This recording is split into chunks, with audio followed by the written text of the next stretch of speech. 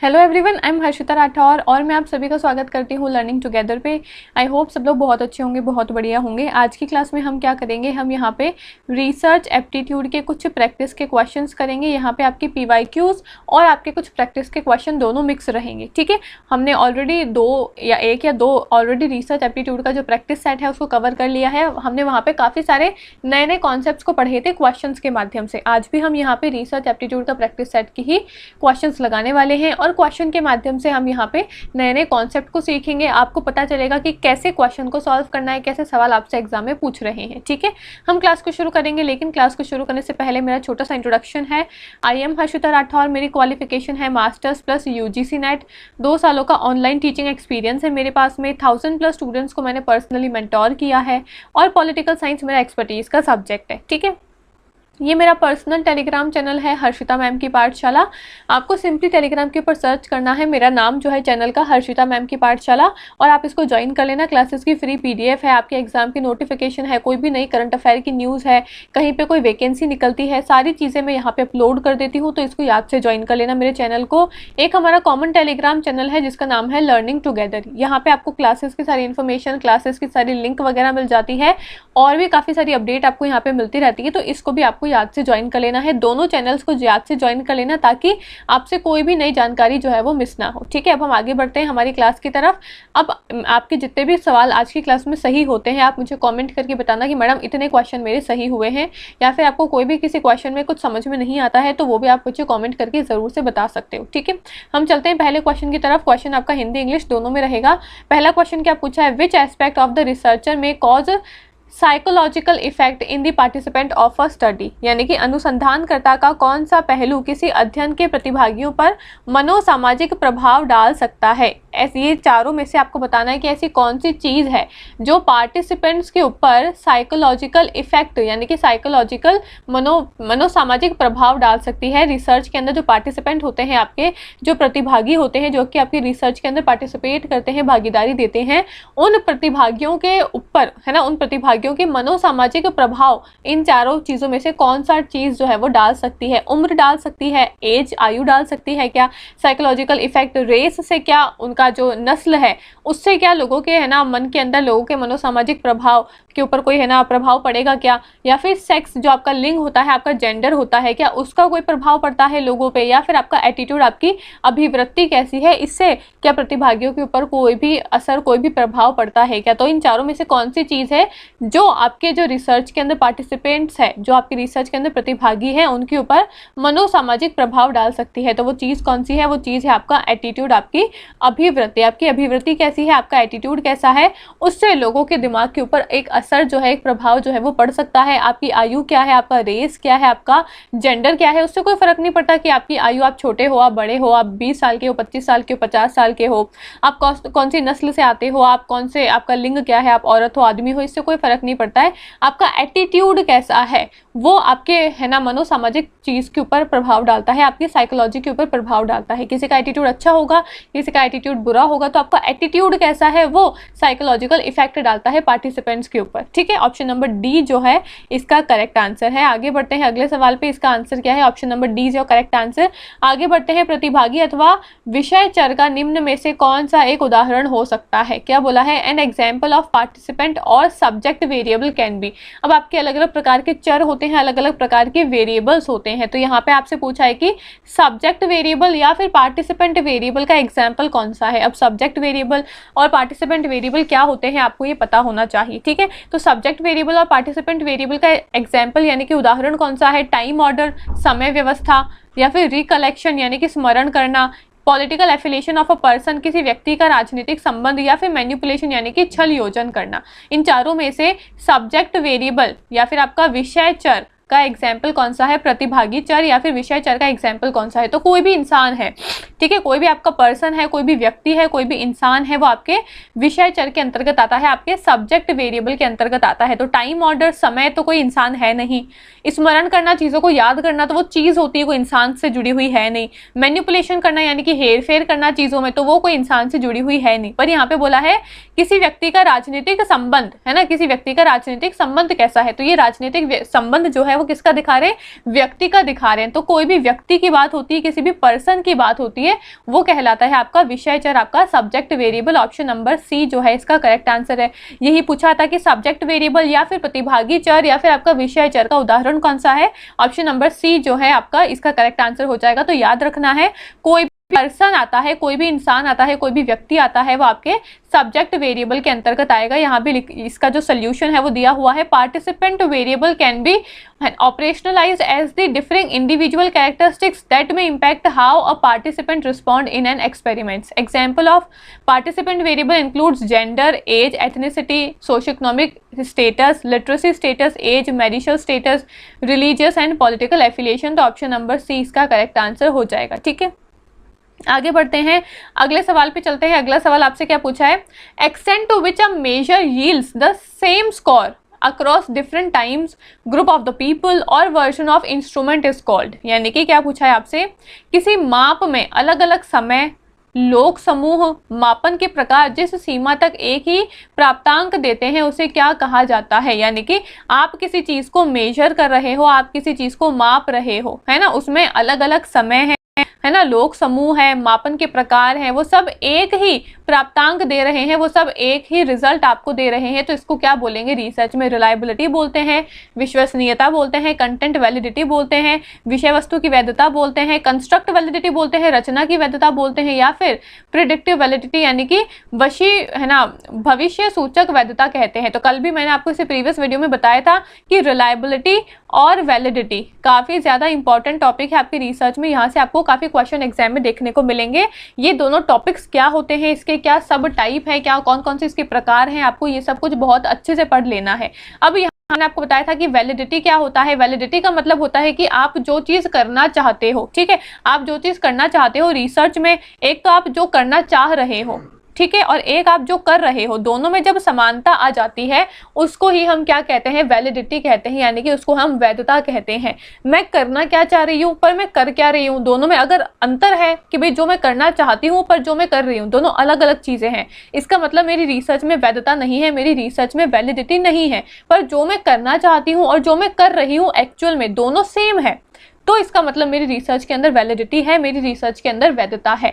ये आपकी वैलिडिटी होती है। वैलिडिटी के अलग अलग प्रकार यहाँ पे बताए हुए हैं, जैसे कि आपकी विषय वस्तु की वैधता, आपकी रचना की वैधता, आपकी भविष्य सूचक वैधता, ठीक है, अलग अलग 6 प्रकार होते हैं इसके।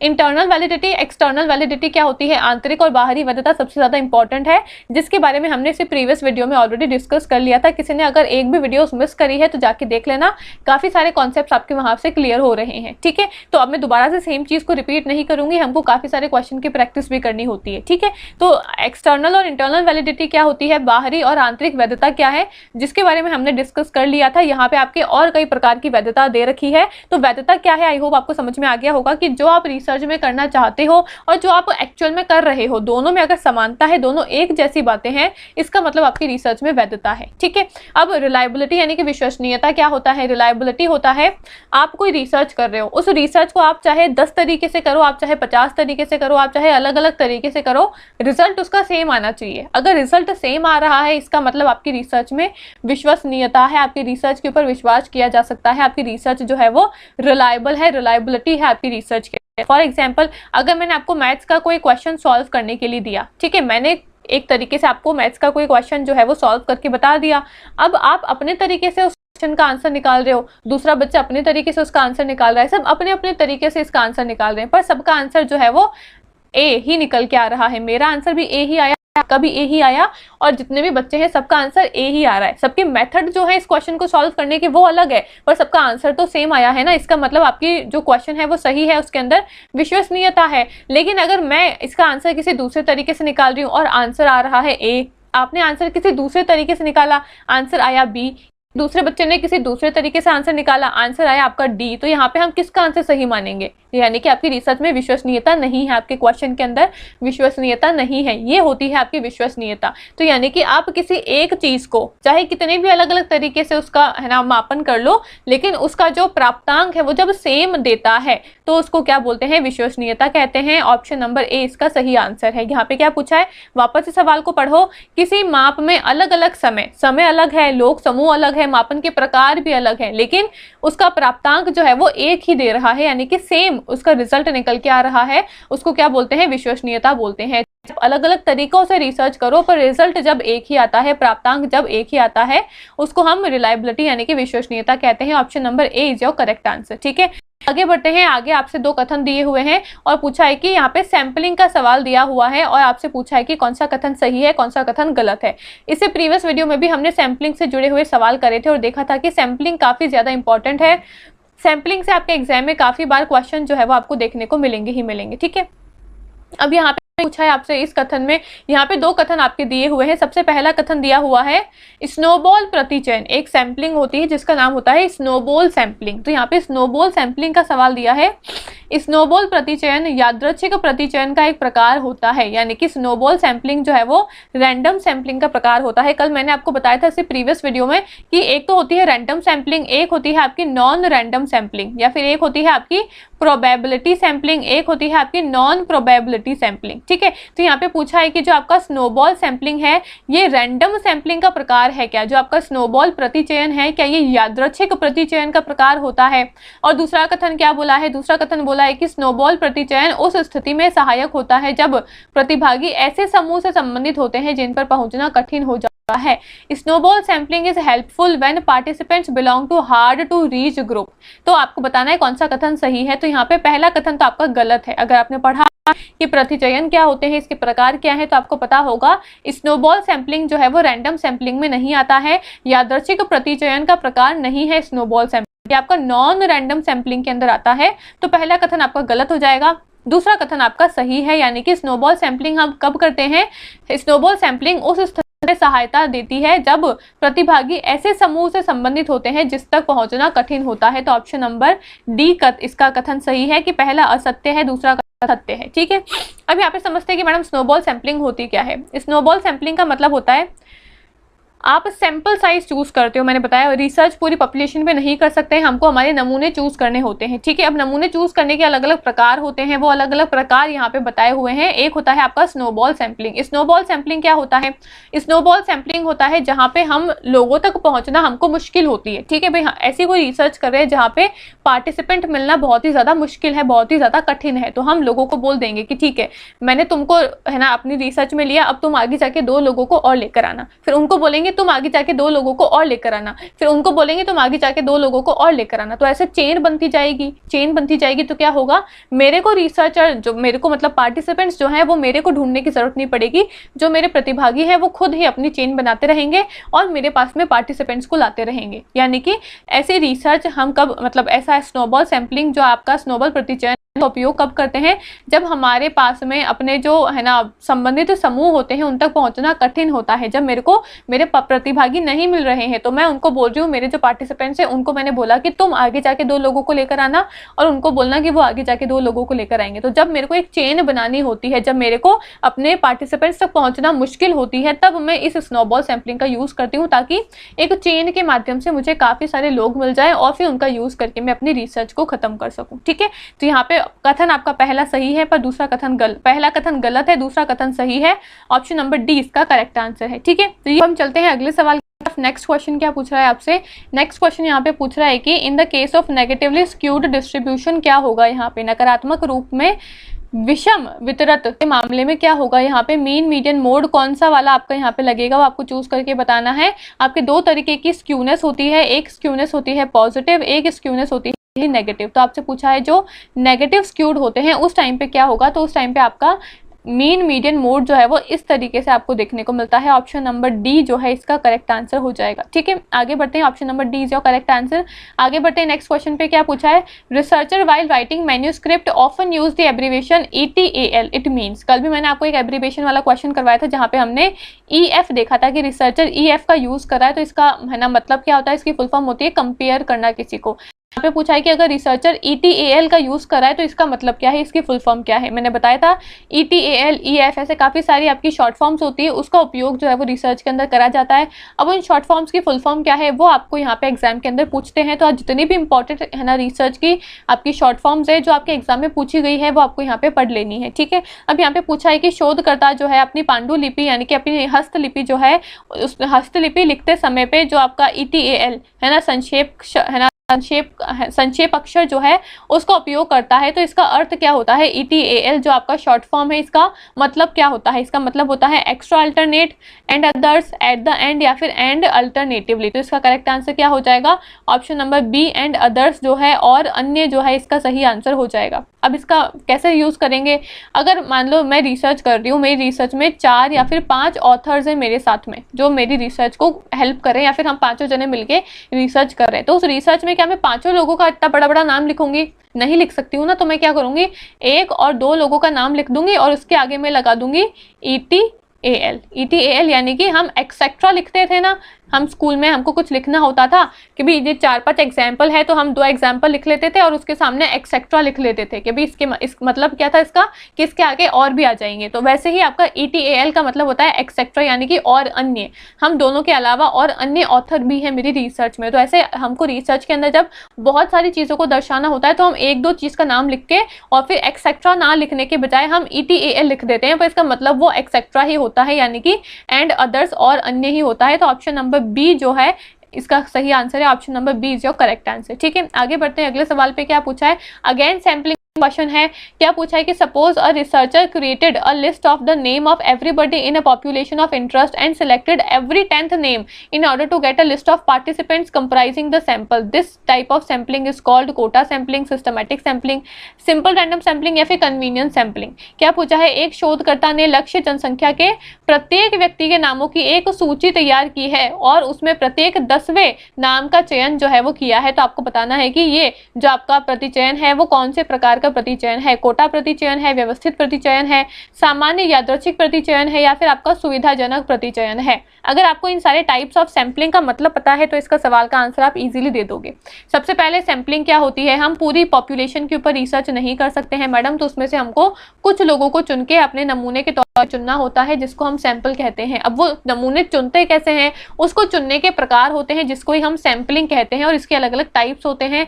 एक टाइप होता है आपका प्रोबेबिलिटी सैम्पलिंग, है ना, एक होता है आपका प्रोबेबिलिटी सैम्पलिंग, एक होता है आपका नॉन प्रोबेबिलिटी सैम्पलिंग। ठीक है, अब इतना समझ में आ गया। अब यहाँ पे ये चारों प्रकार कौन कौन से हैं वो मैं आपको समझा देती हूँ। सारे प्रकार तो नहीं समझा सकती हूँ लेकिन ये सारे, अब ये जो 4 ऑप्शन है इसको समझा दूंगी। ठीक है, अगर आपको सैम्पलिंग के टॉपिक में कोई दिक्कत आती है तो मुझे कॉमेंट करके बता देना, मैं अलग से सेपरेट क्लास लेकर आ जाऊंगी क्योंकि यहाँ पे हमको काफी सारे क्वेश्चन को सॉल्व करना है। ठीक है, अब सबसे पहले कोटा सैम्पलिंग क्या होती है। कोटा सैम्पलिंग यानी कि कोटा प्रतिचयन क्या होता है, हम यहाँ पे अपने सैंपल साइज को चूज करते हैं एक स्पेसिफिक कोटा के माध्यम से। ठीक है, और एक होता है आपका सिस्टमैटिक सैम्पलिंग यानी कि व्यवस्थित प्रतिचयन। व्यवस्थित प्रतिचयन क्या होता है, यहाँ पे हम जो प्रतिचयन का उपयोग करते हैं, जिस सैम्पलिंग का उपयोग करते हैं, जिस माध्यम से हम यहाँ पे सैंपल साइज को चुनते हैं, अपने नमूनों को चुनते हैं, वो बहुत ही सिस्टमैटिक यानी कि बहुत ही व्यवस्थित तरीके होता है। फॉर एग्जाम्पल मैंने कहा कि मैं इस लाइन में से हर 5वें आदमी को चुनूंगी, तो यानी कि 1 2 3 4 के बाद में फिर 5वां आदमी चुनूंगी, फिर 1 2 3 4 के बाद में फिर 5वां आदमी चुनूंगी।